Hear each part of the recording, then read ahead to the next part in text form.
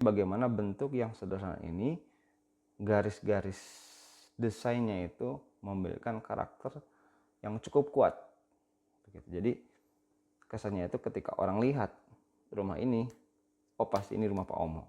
Nah gitu. Jadi antik lain dari yang lain.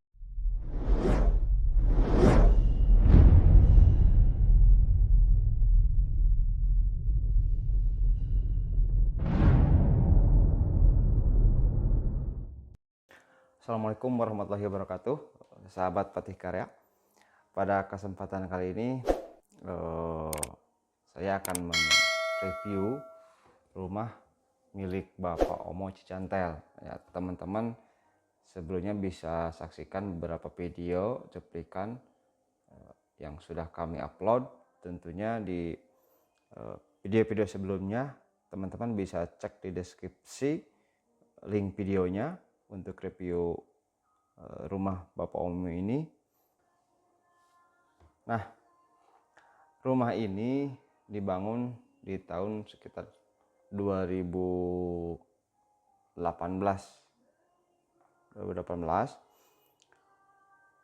Rumah ini adalah berada di perumahan, dulunya merupakan perumahan subsidi. Tapi rumah ini memiliki kelebihan luas. Jadi lebar tanah ini sekitar 7 meter dan panjangnya itu sekitar 13,5 meter begitu. Awal mula rumah ini memiliki fasilitas 2 kamar, ruang keluarga, dapur, serta memiliki 2 WC. Jadi karena rumah ini sudah dilakukan renovasi sebelumnya, juga ada tempat usahanya, jadi seperti toko lah begitu ya. Nah itu fasilitas awalnya seperti itu ya. Nah kami sebagai tim konsultan dalam hal ini mencoba menanyakan terlebih dahulu konsep atau bangunan yang seperti apa beliau yang diinginkan begitu untuk direnovasi. Dan sebetulnya Bapak Om ini menyerahkan kepada tim, kepada kami itu untuk sepenuhnya dilakukan renovasi, fungsi disesuaikan. Cuman permintaannya itu yang penting menambah 1 kamar di lantai 2, ada ruang santai, ruang keluarga. Yang kedua bisa jadi lebih private gitu ya kalau di lantai 2, karena di lantai 1 kan berdekatan dengan toko begitu. Juga ada WC di lantai 2. Nah, kita coba dibuat perencanaannya. Kita tawarkan desain awalnya itu seperti ini. Silakan disaksikan dulu.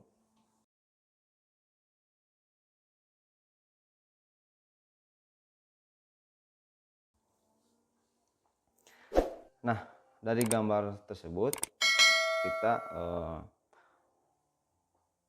gambarkan akhirnya perencanaannya itu sesuai permintaan konsumen. Yang pertama itu menambah kamar, 1 kamar di lantai 2, ada ruang keluarga dan WC di dalam kamar.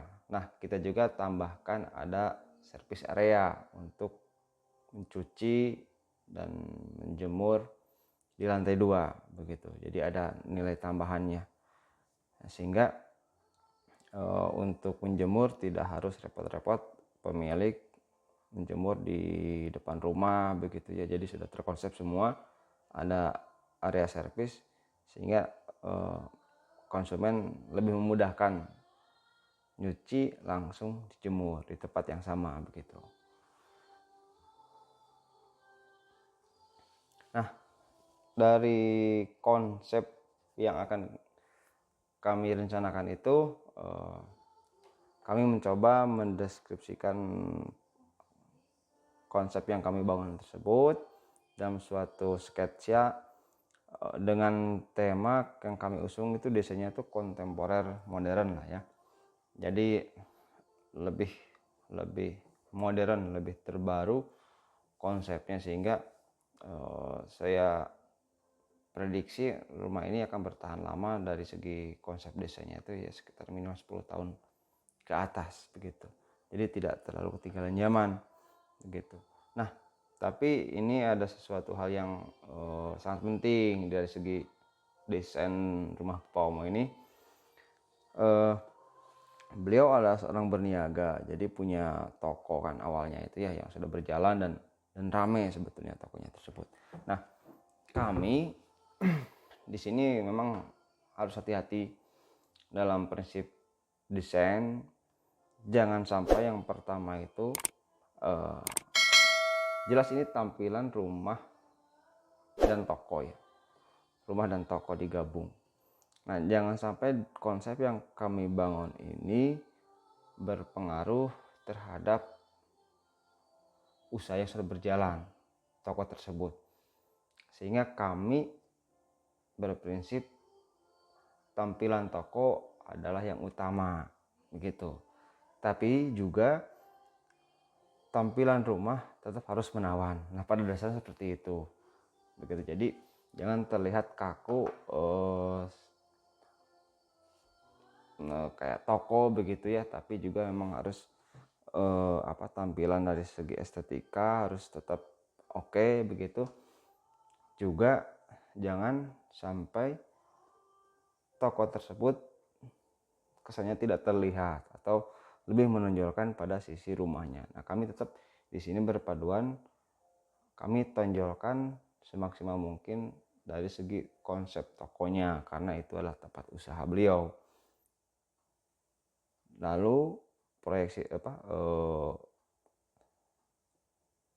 gambar ini kami buat dan akhirnya disetujuilah konsep modern kontemporer yang dalam desain perencanaannya itu seperti ini. Silakan tampilkan dulu.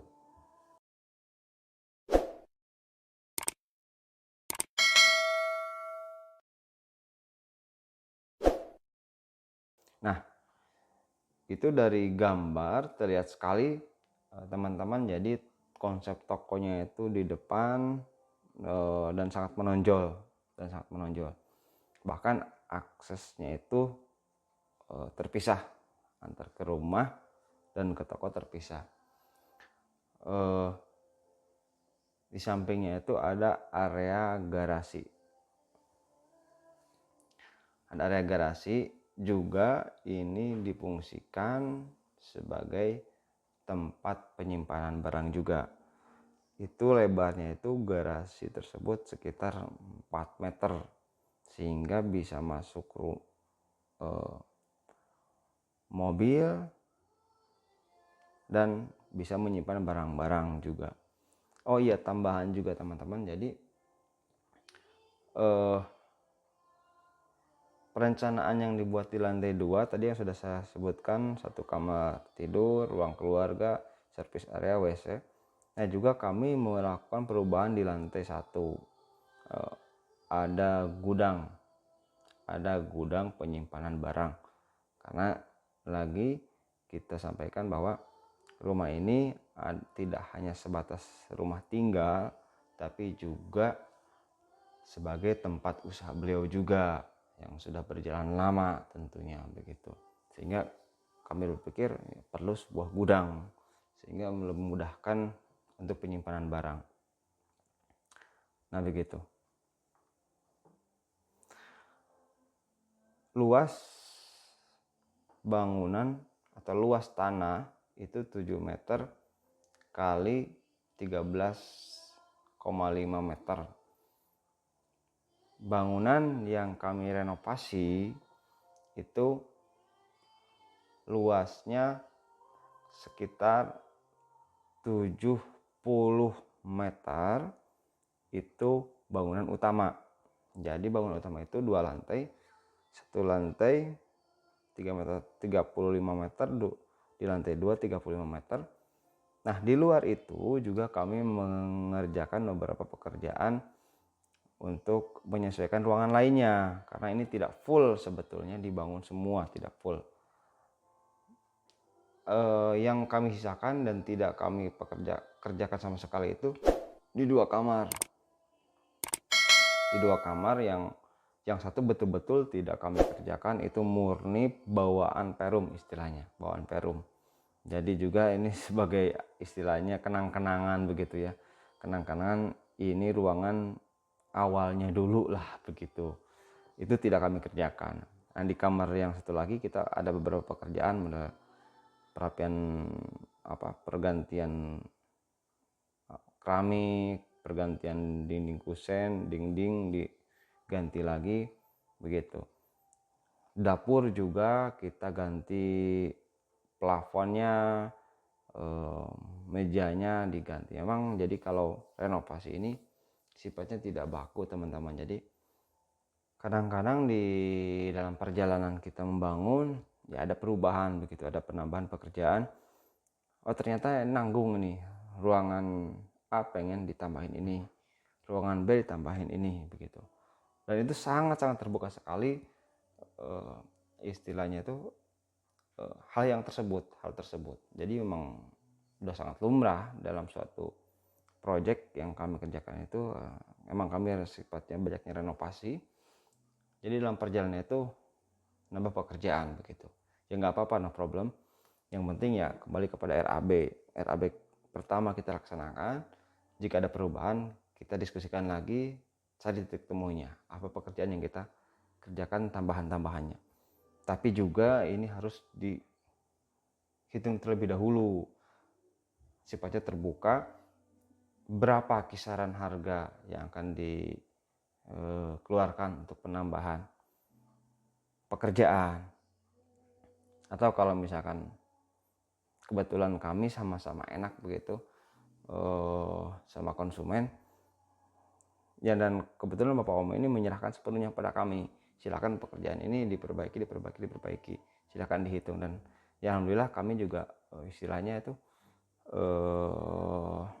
tidak terbebani gitu. Jadi kami tetap fokus pada pekerjaan utama, setelah itu kita hitung pekerjaan kedua, kloter keduanya ini begitu ya. Jadi kalau menghitung luasan yang dibangun rumah ini, memang hampir semua sudut rumah itu kena pekerjaan, baik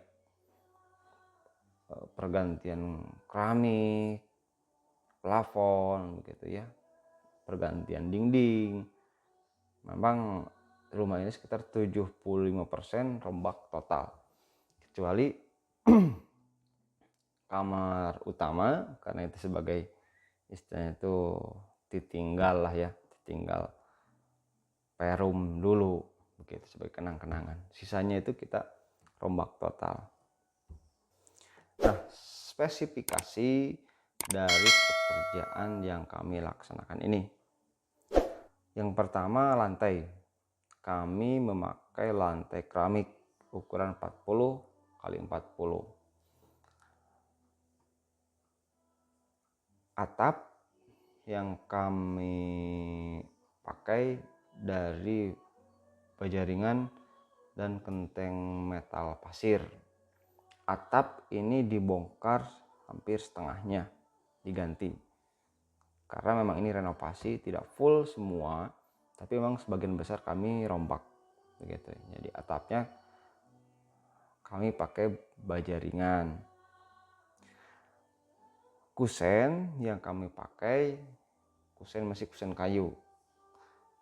kayu, pintu juga pintu kayu.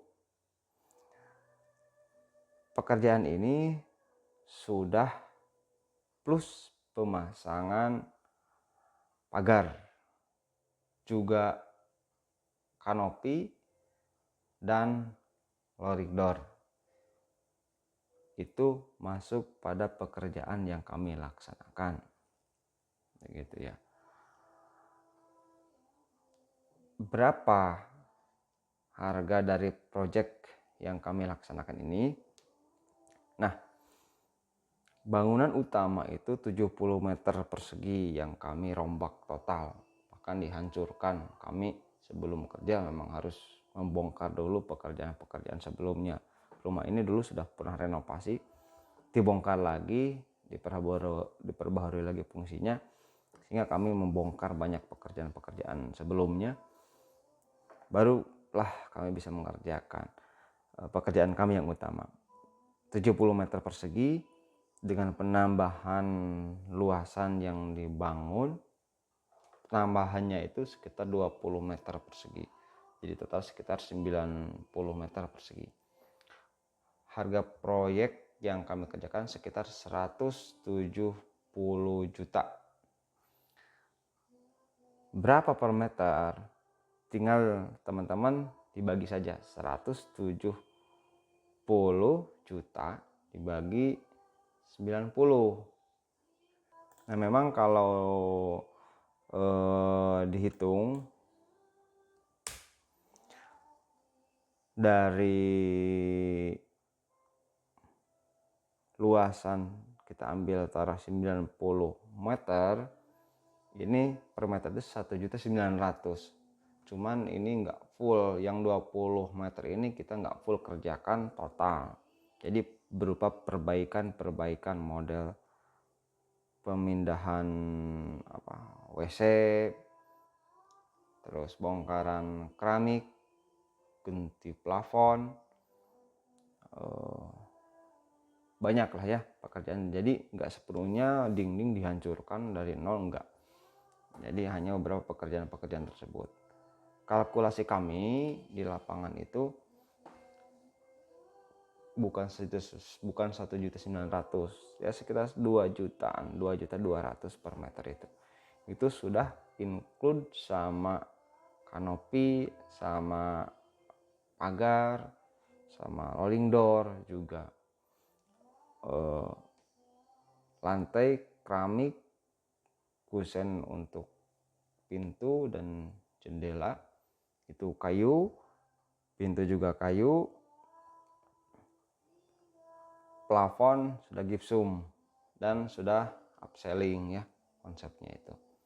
WC kami sudah lumayan kasih dengan spesifik lux, sudah pakai kloset duduk, juga keramiknya kita pakai yang 50 kali 50 cm gitu.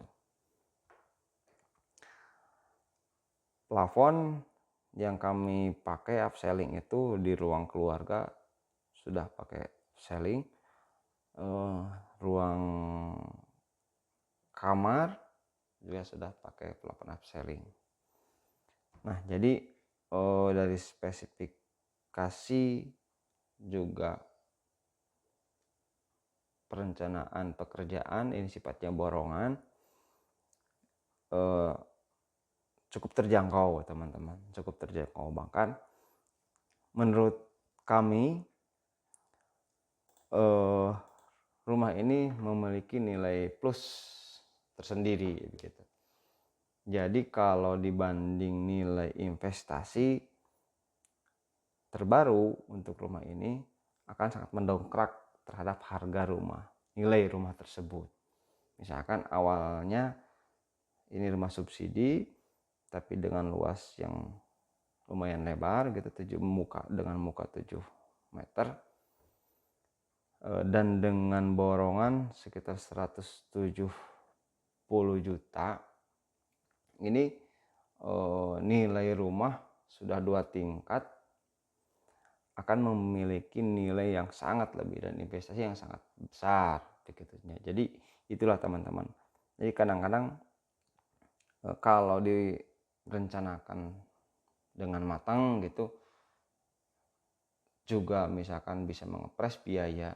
Jadi akhirnya akan menambah nilai investasi rumah tersebut kalau dibandingkan ke nilai jual beli begitu. Meskipun ya saya nggak jual pak, saya buat pakai sendiri ya. kalau misalkan kita berpikirnya itu menjadi sebuah nilai investasi begitu. Jadi akan sangat mendongkrak nilai rumah begitu ya. Jadi teman-teman, poinnya adalah dalam perencanaan rumah ini pertama harus matang dulu. Kalau ada opsi misalkan ini rumah tinggal dan tempat usaha, nah kami di lapangan itu dalam konsep gambar pasti mengedepankan untuk tempat usaha, karena itu sebagai jantung pacu atau tulang punggung pemasukan. Jangan sampai toko yang sudah berjalan karena direnovasi terlalu mewah tampilan rumahnya itu menimbulkan kesan negatif terhadap pembeli. Oh, takut harganya mahal begitu ya. Oh, itu di bangunannya mewah, toko mewah itu pasti harganya mahal. Nah, jangan sampai kesan tersebut muncul akibat renovasi. Banyak sekali terjadi bangunan-bangunan misalkan awalnya tempat usaha tersebut laku gitu, direnovasi, atau tempat usaha gitu renovasinya terlalu, kesannya itu, kesan tampilannya itu lebih wah, lebih mewah, itu membuat konsumennya pun, pembelinya pun berpikir mahal. Jadi bukan kita berpikir ingin tampil wah, mewah, tapi justru orang berpikir tampilan mahal dengan harga mahal. Ini bertolak belakang. Nah, ini jangan sampai terjadi hal tersebut. Nah, sehingga kami dalam planning perumahan yang Bapak omong ini, lantai 1 kami full itu konsepnya toko. Jadi kanan kiri itu betul-betul dipakai untuk tempat usaha. Untuk kiri itu tokonya, di kanan itu stok barang.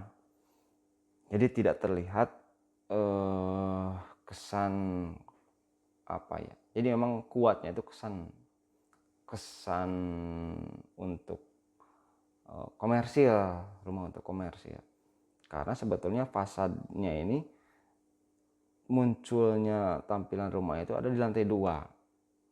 Kalau di lantai 1 kita nggak banyak pekerjaan mengedepankan konsep rumah, tapi memang di lantai 2 ini kita bangun konsep yang berkarakter tapi simple. Itu poinnya.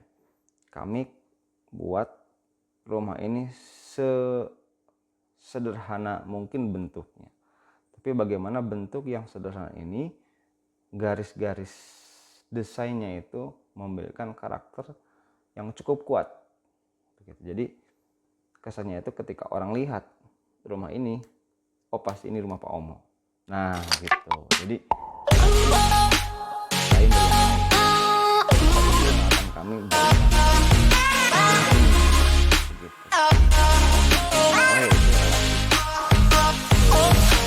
Teman-teman memandang begitu. Jadi kalau rumah ini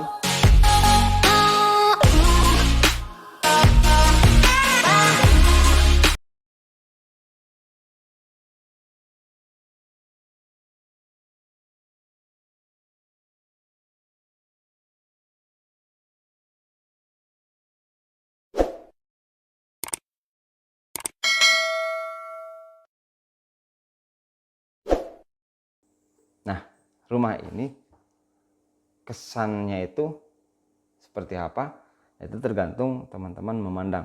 Cuman saya pribadi tidak terlalu menonjol rumah, karena kami di lantai 1 tonjolkan untuk fasilitas bisnis. Tapi juga rumah ini memiliki unik bentuk.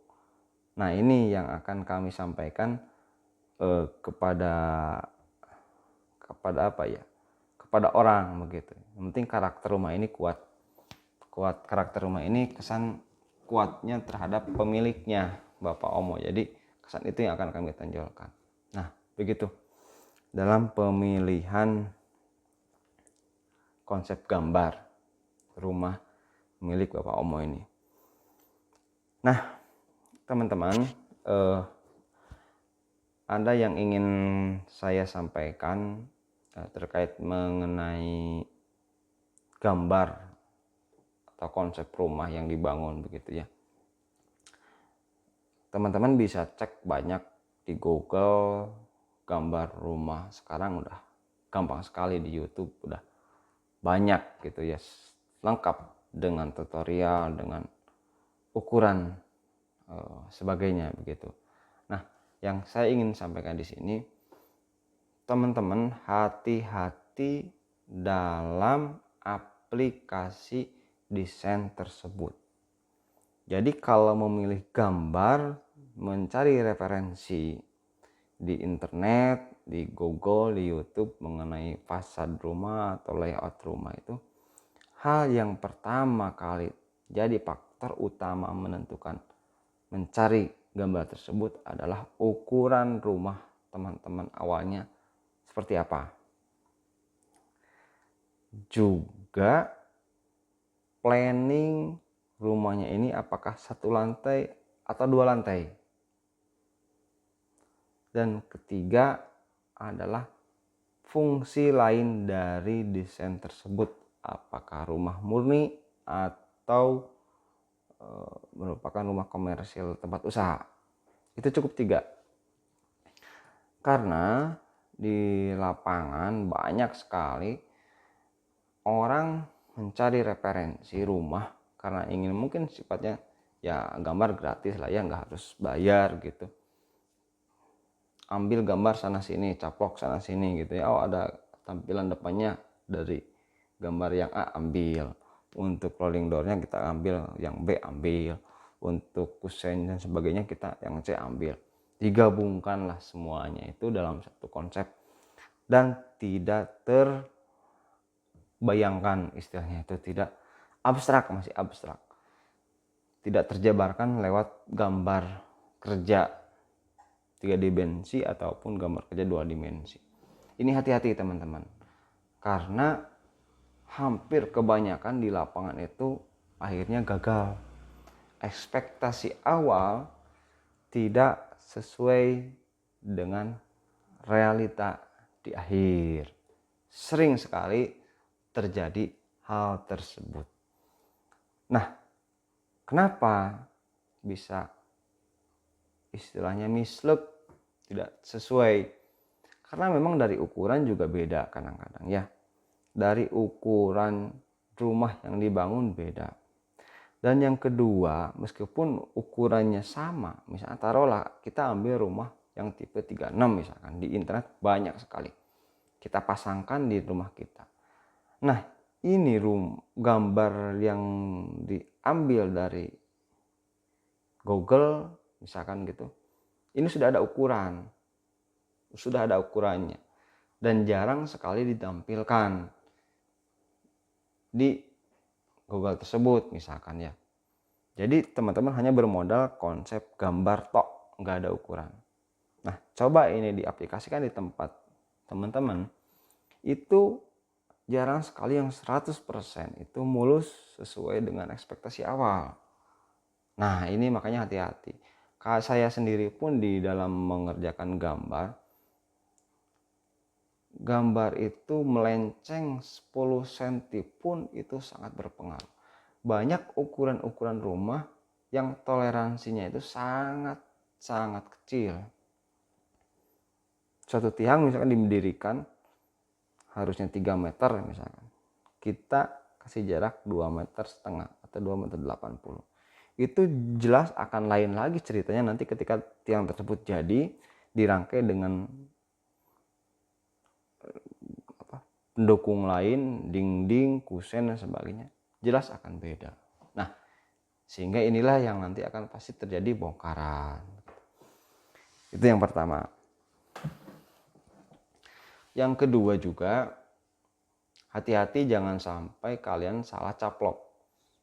Rumah di gambar itu untuk konsep 2 lantai, teman-teman coba aplikasikan di teman-teman untuk satu lantai, pasti hasilnya akan sangat lain, akan sangat bertolak belakang begitu.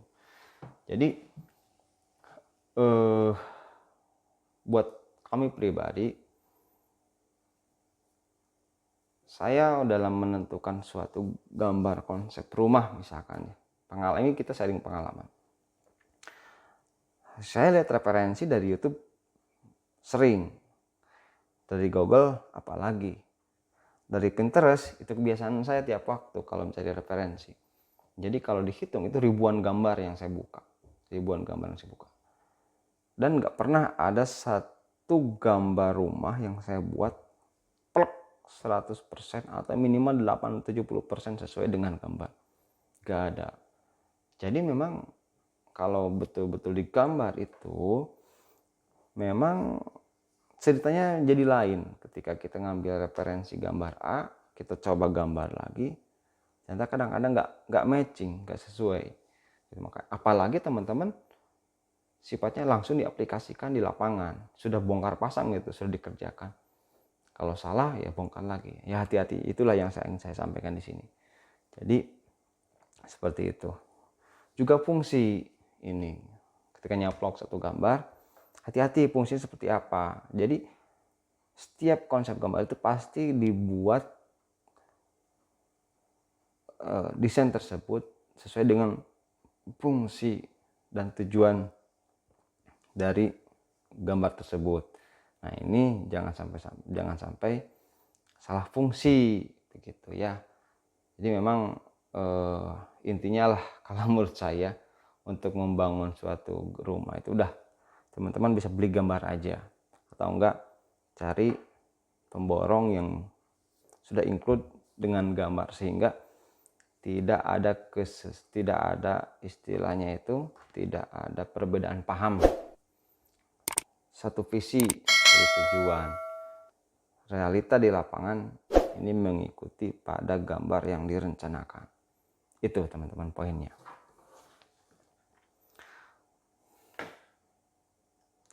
Nah, saya ingin sharing beberapa pengalaman teman-teman. Jadi mengenai pekerjaan bangunan ya, Nah,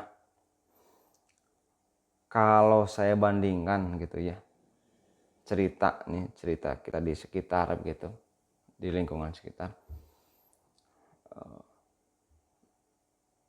antara pekerjaan rumah yang betul-betul dikerjakan sendiri dengan yang diborongkan, ini saya belum, sejauh ini nggak tahu apakah belum menemukan gitu ya. Memang sekarang belum menemukan teman atau kerabat atau saudara yang membangun rumah sendiri itu lebih puas hasilnya daripada yang diborongkan. Untuk saat ini saya belum menemukan begitu. Nah,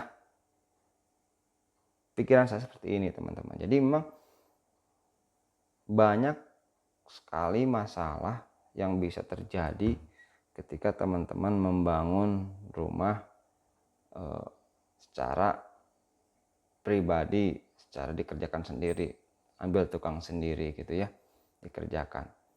Itu kadang-kadang hasilnya nggak sesuai memang gitu. Atau juga teman-teman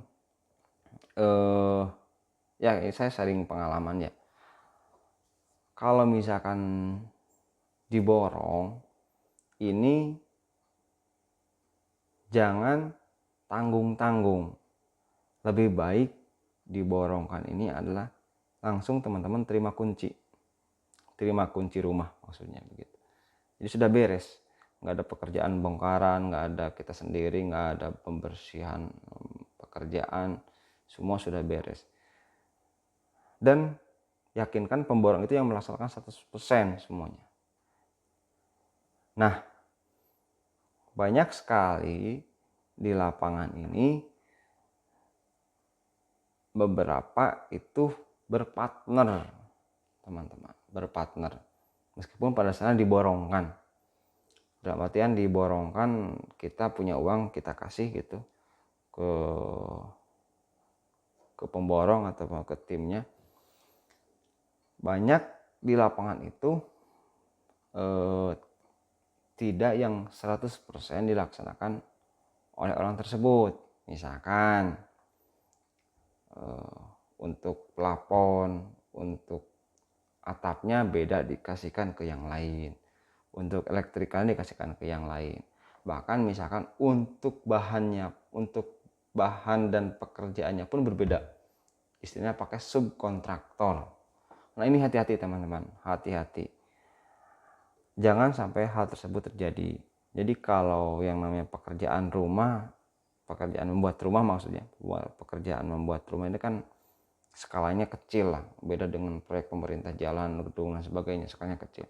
Kalau ini dipakai subkontraktor lagi, ini pasti akan identik dengan ketidakpuasan. Saya bilang ketidakpuasan, bukan kerugian ya, ketidakpuasan. Karena memang banyak sekali terjadi di lapangan itu, kita dililan dengan si A misalkan gitu ya, tapi dalam realita di lapangan kita ketemu dengan si Pak B, si Pak C begitu ya, yang mengerjakan rumah tersebut, dan itu tidak ada kontrak dengan kita. Nah ini hati-hati, jangan sampai itu terjadi, karena biasanya itu banyak yang akan terjadi crash. Jadi ini buat teman-teman pengalaman, intinya adalah kalau diborongkan itu, saya sarankan teman-teman cari pemborong yang betul-betul 100% dilaksanakan oleh beliau. Bahannya, tukangnya, pekerjaan-pekerjaan lainnya pun, mulai elektrikal atau jaringan dan sebagainya, itu usahakan sama tim tersebut. Kalau beda tim itu akan sangat sulit terkendali, takutnya jika ada hal yang tidak sesuai begitu. Saya bilang hal yang tidak sesuai ya, karena ini pengalaman yang banyak terjadi di lapangan seperti itu begitu. Nah di poin-poin nanti, di waktu-waktu lain saya akan bahas lebih spesifik mengenai trik-trik mencari pemborong yang sesuai. Teman-teman, dalam kesempatan kali ini saya akan membahas mengenai cara memilih kontraktor atau pemborong rumah yang tepat dengan 3 poin. Poin yang pertama adalah amanah. Teman-teman cari pemborong yang bisa bertanggung jawab terhadap pekerjaan tersebut, jadi bisa dipercayai. Nah maksud dipercayai ini adalah ketika terjadi sesuatu dalam proses pekerjaan, entah itu salah pasang misalnya begitu ya, tukang di lapangan salah pasang, apalah begitu terjadi di lapangan. Nah pihak tersebut, pihak pemborong bisa bertanggung jawab untuk memperbaiki. Atau juga dalam di lapangan ini kesesuaian spesifikasi dengan di RAB itu harus sesuai dengan yang direncanakan begitu ya. Nah pertanyaannya adalah bagaimana kita cara mencarinya? Kan susah, kita kan belum mulai, gimana udah tahu dengan hal tersebut. Nah teman-teman, zaman sekarang itu udah banyak media yang bisa digunakan, sosmed ya, sosial media. Sekarang pun pemborong kontraktor sudah punya medianya masing-masing. Nah itu teman-teman bisa dicek detail pekerjaannya, hasilnya seperti apa, supaya teman-teman bisa menjadi sebuah referensi. Oh ini cocok atau enggak dengan teman-teman begitu ya. Nah itu bisa dicek gitu ya. Sekarang kan udah udah banyak lah orang misalkan borongan mengerjakan apa, biasanya jadi dokumentasi di sosial medianya tersebut. Tanya aja, Pak, sosmednya apa gitu. Teman-teman bisa analisa di sana pekerjaannya, tingkat kerapihannya, gambarnya, konsepnya yang diusung seperti apa. Itu kan memang harus, jadi teman-teman harus betul-betul memahami. Ya, sebagai contohnya teman-teman ketika pengen beli mobil misalkan gitu. Tentunya teman-teman harus, kalau misalkan main ke showroom begitu kan, bisa dilihat rumah mobilnya bagus-bagus enggak, orang ini detail atau enggak, orang barang-barangnya antik atau enggak, ini orang-orangnya tuh cari barang-barang antik atau enggak. Nah, seperti itu sebetulnya dari rumah juga sama sebetulnya, cari pemborong itu. Sekarang informasi sudah banyak sekali yang bisa didapatkan, teman-teman bisa analisa terlebih dahulu. Jangan sampai terjadi paham masa lalu terulang. Maksudnya apa? Dulu itu orang bikin rumah, bangun rumah, yang mengendalikan itu sepenuhnya itu biasanya tukang atau pekerja di lapangan. Pemilik modal ngikut sesuai dengan patukang misalkan begitu.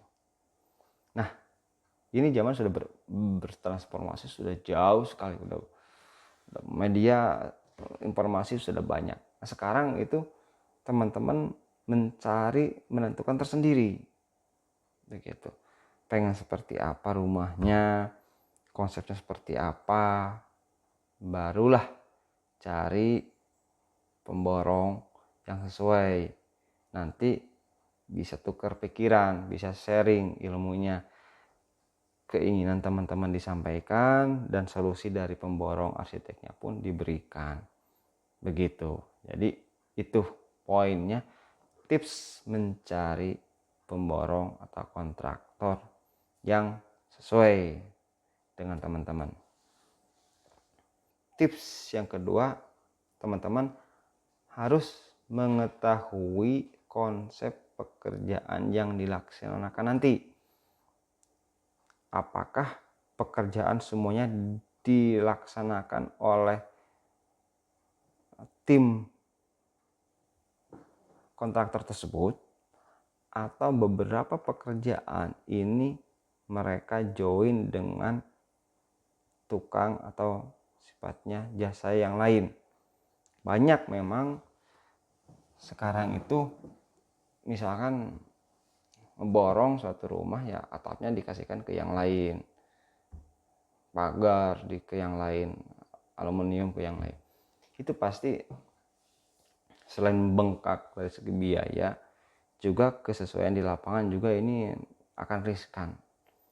Misalkan terjadi bocor di atap, itu komplainnya akan susah.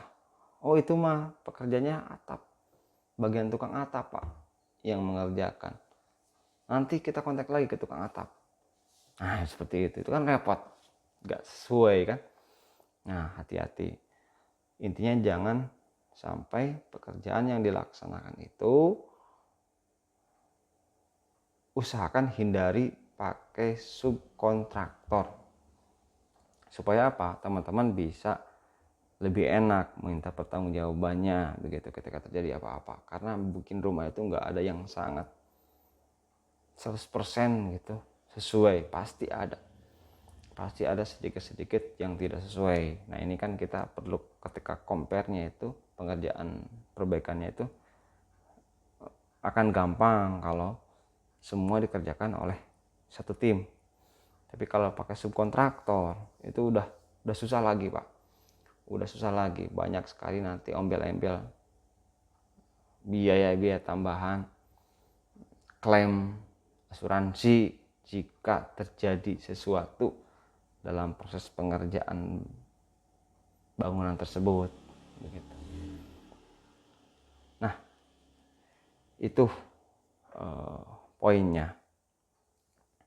Poin yang ketiga, selanjutnya adalah pengalaman kontraktor tersebut. Nah, teman-teman cari kontraktor yang sudah pernah mengerjakan bangunan, begitu, sudah berpengalaman lah intinya.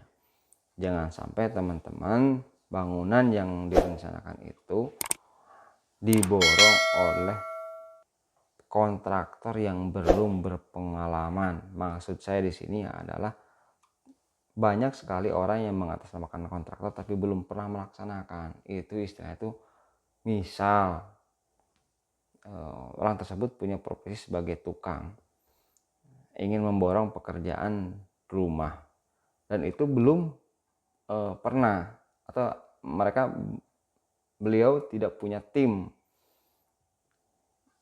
kontraktor atau tim kerja.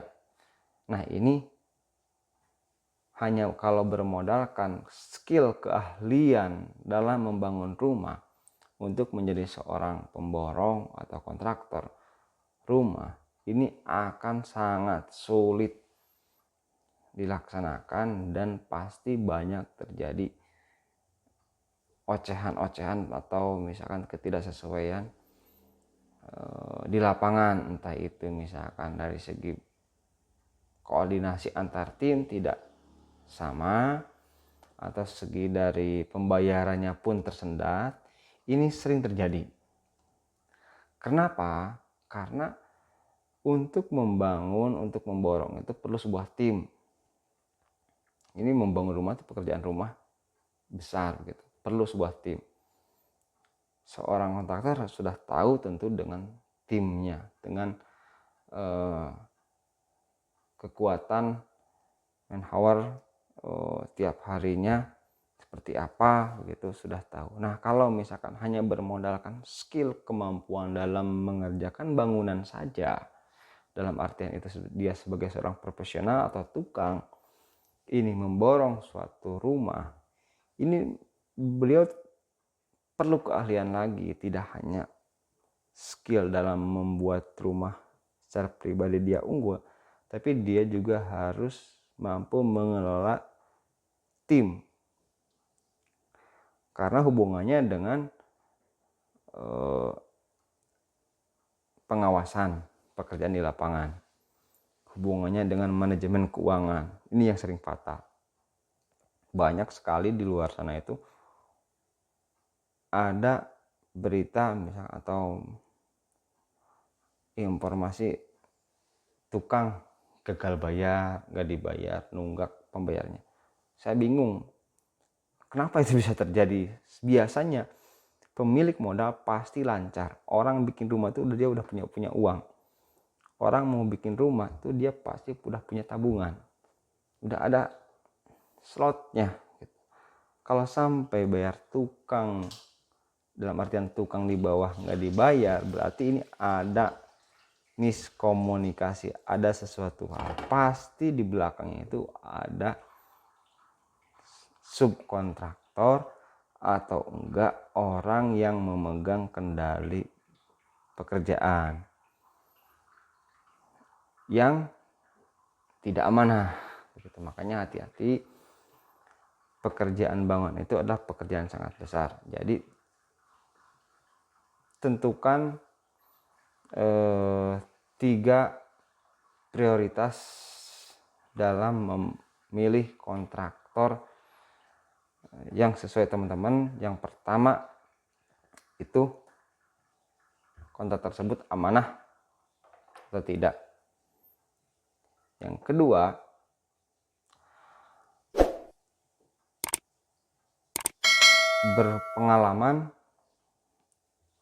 sudah berpengalaman atau tidak dalam membangun sistem kontraktor atau borongan.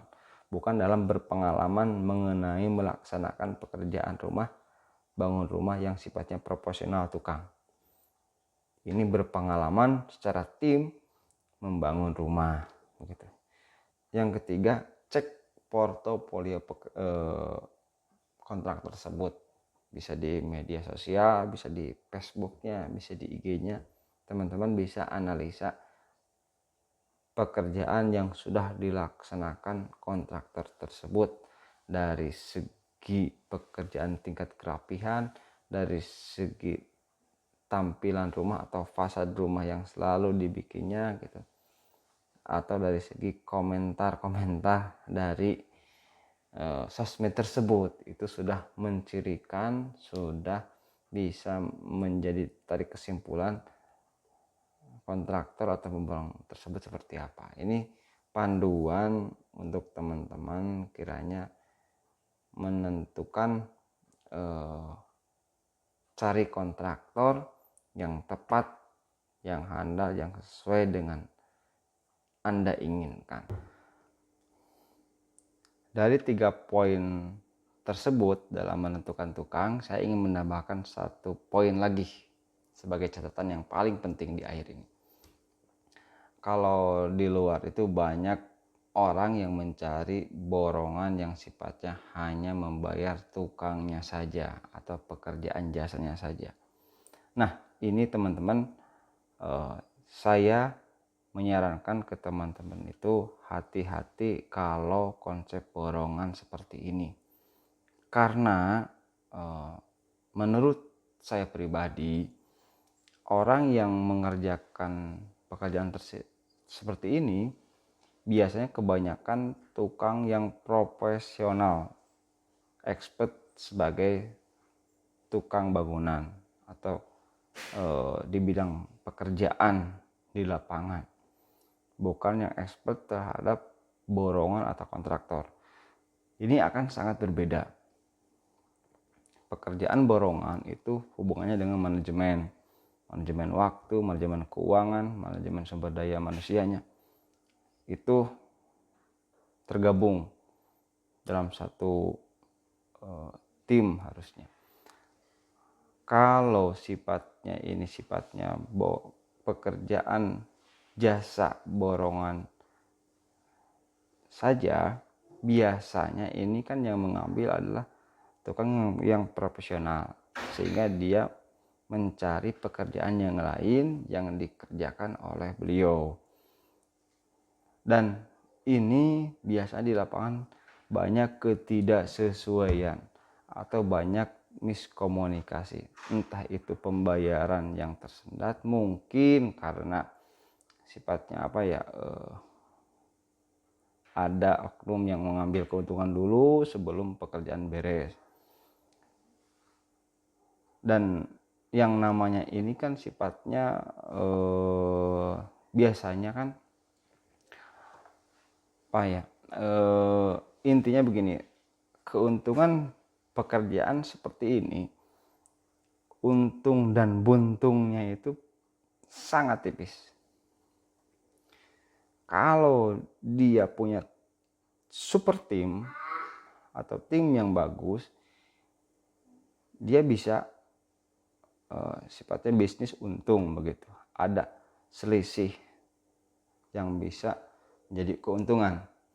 Tapi kalau dia tidak mempunyai super tim atau tim yang tidak sesuai ekspektasi, dia di depannya itu bisa mengalami kerugian. Nah, ini biasanya kan terjadi banyak masalah, sehingga itulah yang biasa menyebabkan gagal bayar, tukangnya tersendat karena misalkan kepala tukangnya belum bayaran, belum ada uang. Padahal biasanya dari konsumen itu lancar. Sering terjadi seperti ini, dan ini hal lumrah. Jadi borongan atau kontraktor ini akan beda dengan borongan kontraktor yang sifatnya setengah jadi atau borongan yang hanya jasanya saja. Akan sangat beda dengan borongan yang sifatnya full material. Tinggal teman-teman menentukan, tentu semua plus minusnya ada. Dan kebanyakan biasanya kebanyakan itu orang mengambil opsi borong tukang ini biasanya itu ketakutan terhadap bahan material yang dipakai jika borongan sifatnya terima kunci. Nah, kembali ke poin yang sudah bahas saya sebelumnya. Nah, itulah kunci amanah, itu adalah kunci yang utama ketika mencari kontraktor atau pemborong yang dipercayai oleh kita. Sebenarnya begitu. Dan kedua itu ya teman-teman cari referensi pekerjaan yang sudah dilaksanakan oleh beliau. Kalau kontraktor, kalau sifatnya itu terima kunci. Jadi teman-teman gak usah ragu dengan kualitas. Biasanya orang akan mempertaruhkan menjaga kualitas pekerjaannya kalau betul-betul pemborong tersebut mempunyai sifat amanah begitu. Jadi teman-teman tinggal compare aja informasi referensi pemborong tersebut sumbernya dari mana begitu. Kalau sifatnya borongan yang setengah, yang hanya upah kerja ini, saya pikir ke konsumennya pun ini akan berdampak bengkaknya biaya. Karena yang pertama, borong tukangnya saja ini pasti spare harganya pun dia akan mengambil spare yang aman. Nggak mungkin dia spare yang setengah-setengah, kisaran misal contohnya di kisaran per meter 500.000, pasti akan dicoba dinaikkan di antara 600 sampai 700.000 supaya aman begitu. Karena kalau terjadi hal yang tidak diinginkan, apalagi hubungannya dengan cuaca begitu ya, panas, hujan, itu kan tidak bisa diprediksi. Ini nggak ada spare, jadi pasti akan ada spare tersebut sehingga harga borongan naik. Kedua juga teman-teman dalam mencari bahan bangunan pasti biasanya rata-ratanya itu adalah mencari bahan bangunan yang terdekat dengan rumah. Padahal yang terdekat itu belum tentu juga murah gitu. Jadi akan terjadi kenaikan biaya bahan. Teman-teman sifatnya itu kan kalau pengen cari yang murah harus cari referensi sebanyak-banyaknya tukang bahan bangunan di mana, beli lantai keramik granit di toko A, besi di toko B gitu ya, baja ringan di toko C, cat di mana lagi beda lagi. Itu kalau kontraktor yang sudah tahu, itu pasti hal tersebut dilaksanakan. Sehingga nah spare yang ini, spare keuntungan inilah bahan ini yang akan menjadi istilahnya itu cadangan jika terjadi sesuatu yang tidak sesuai, entah itu cuacanya buruk dalam mengerjakan pekerjaan gitu. Jadi ada spare seperti itu. Nah, begitu untuk diketahui begitu ya. Jadi banyak, karena ke saya juga ada yang menanyakan ngechat begitu, kalau ke WA atau ke medsos bisa bayar tukangnya saja atau enggak. Saya pribadi nggak berani ambil risiko seperti itu, karena yakin dasarnya pasti akan merugi dalam hal konsumen akan lebih mahal, pasti jatuhnya akan lebih mahal. Kita pun di lapangan ketika mengerjakan hanya tukangnya saja, borongan pekerjaan jasanya saja, kita nggak punya alternatif lain ketika misal terjadi di depan segala sesuatu terjadi hujan yang musim hujan atau panas terus-terusan begitu. Ini kita nggak punya cara lain untuk menanggulangi hal ini. Akhirnya apa yang timbul? Ketika ada pekerjaan tidak sesuai pasti kena cas. Mau misalkan pasang barang kecil pun itu kena cas. Selalu kena cas. Biasanya seperti itu karena memang nggak ada spare lagi dalam pekerjaan tersebut jika terjadi sesuatu yang tidak diinginkan. Nah, kalau teman-teman kalau terima kunci, enaknya itu semua sudah diakomodir, sudah ditanggung jawab, risiko sudah di tangan pemborong begitu. Di kami pun di Pati Karya itu sudah jadi komitmen kami mengerjakan pait peher, istilah Sundanya itu kita laksanakan, harus tanggung jawab di lapangan. Bahkan sebetulnya kalau kami lebih banyak memberikan nilai pekerjaan lebih daripada mengurangi gitu. Bahkan kadang-kadang di RAB itu udah tidak sesuai, udah kita tambahkan ini, tambahkan itu, dan tidak kena cas. Kenapa? Dari mana sumbernya? Yaitulah dari ada spare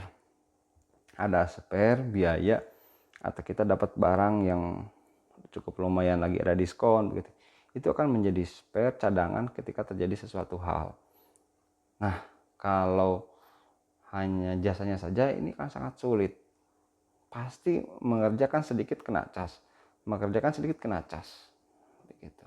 Nah, itu perbedaannya. Saya sendiri pun mengalami hal itu ketika dulu sebelum terjun lebih jauh mengenai borong bangunan, mengerjakan pekerjaan yang pribadi. Saya borongkan karena tim kami itu sedang mengerjakan pekerjaan di proyek